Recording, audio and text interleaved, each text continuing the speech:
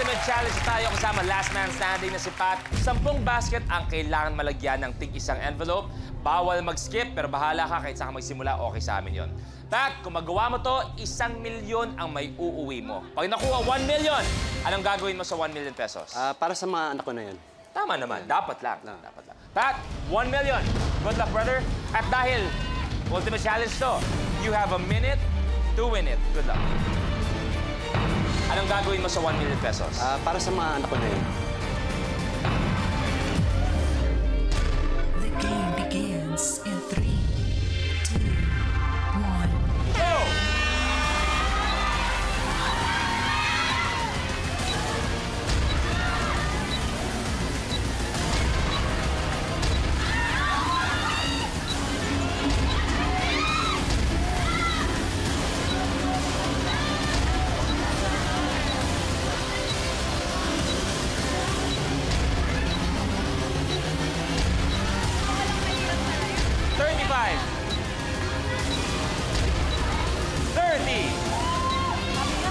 Mahirap!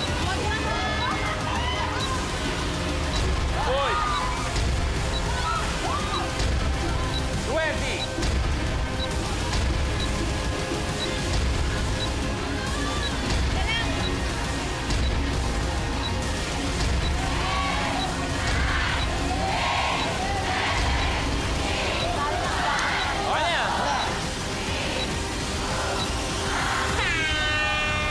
Time's up. Tapos ang kay Pat. Okay, eto lang yan. Not so good news. Walang 1 million pesos. The good news is meron ka pa rin 90,000 pesos. And even better news, babalik ka pa naman para sa laban ng best of the best. Isa pang pagkakataon para sa 1 million pesos. Pat, anong pakiramdam maging last man standing? Siyempre, masarap ang pakiramdam na hindi mo akalain na makakaabot ka sa pinakadulo, pero nakaabot yun. At nandito at nalaban ka pa ulit. So Pat, 90,000, congratulations. Players, eto players, last chance na bukas at maraming salamat sa inyo. We'll see you again tomorrow. At syempre, kapamilya, maraming salamat sa lahat kayong pinapanood kami araw-araw tuwing hapon.